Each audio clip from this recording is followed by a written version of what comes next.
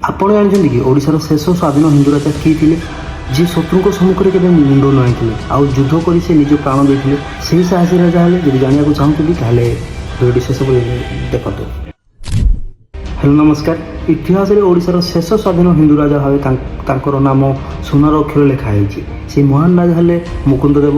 16ଶ ଶତାବ୍ଦୀରେ ସେ ଓଡ଼ିଶାର ସିଂହାସନରେ ବସିଥିଲେ। ସେ ଥିଲେ ଜଣେ ସାହସୀ ଓ ଦେଶଭକ୍ତ ଶାସକ। ତାଙ୍କ ଶାସନ ସମୟରେ ଓଡ଼ିଶାକୁ ଆକ୍ରମଣ କରିବା ପାଇଁ ବହୁତ ଶତ୍ରୁ ଚେଷ୍ଟା କରିଥିଲେ, କିନ୍ତୁ ମୁକୁନ୍ଦ ଦେବ ଭୟ ନ କରି ସାହସର ସହିତ ଲଢ଼ିଥିଲେ। 1568 ମସିହାରେ ବଙ୍ଗର ସୁଲତାନ ସୁଲମାନ ଖାନ କାରାଇ ଓଡ଼ିଶା ଉପରେ ଆକ୍ରମଣ କଲେ। ଏହି ଯୁଦ୍ଧରେ ମୁକୁନ୍ଦ ଦେବ ଶହୀଦ ହେଲେ। ତାଙ୍କର ମୃତ୍ୟୁ ପରେ ଓଡ଼ିଶା ସ୍ୱାଧୀନ ଶାସନ ଶେଷ ହୋଇଗଲା, କିନ୍ତୁ ଆଜି ବି ତାଙ୍କ ନାମ ସାହସ ଓ ଦେଶଭକ୍ତି ଭାବରେ ଇତିହାସରେ ସଦା ସ୍ମରଣୀୟ। ମୁକୁନ୍ଦ ଦେବ ଓଡ଼ିଶାର ଗୌରବ, ଓଡ଼ିଶାର ସାହସ ଥିଲେ। ଆଉ ତାଙ୍କ ବିଷୟରେ ଯାହା କହିଲେ କମ୍ ପଡ଼ିବ। ଆମ ଶବ୍ଦ ଭଣ୍ଡାରରେ ସେତିକି ଶବ୍ଦ ନେଇ ତାଙ୍କୁ ଆମେ ବ୍ୟାଖ୍ୟା କରିପାରିବା। ଯଦି ଭିଡ଼ିଓଟି ପସନ୍ଦ ଆସିଛି ଲାଇକ୍ କରନ୍ତୁ, ସେୟାର କରନ୍ତୁ, କମେଣ୍ଟ କରନ୍ତୁ ଆଉ ଚ୍ୟାନେଲଟିକୁ ସବସ୍କ୍ରାଇବ୍ କରିବାକୁ ଭୁଲିବେ ନାହିଁ। ଜୟ ଜଗନ୍ନାଥ, ବନ୍ଦେ ଉତ୍କଳ ଜଣୀ, ଜୟ ହିନ୍ଦ।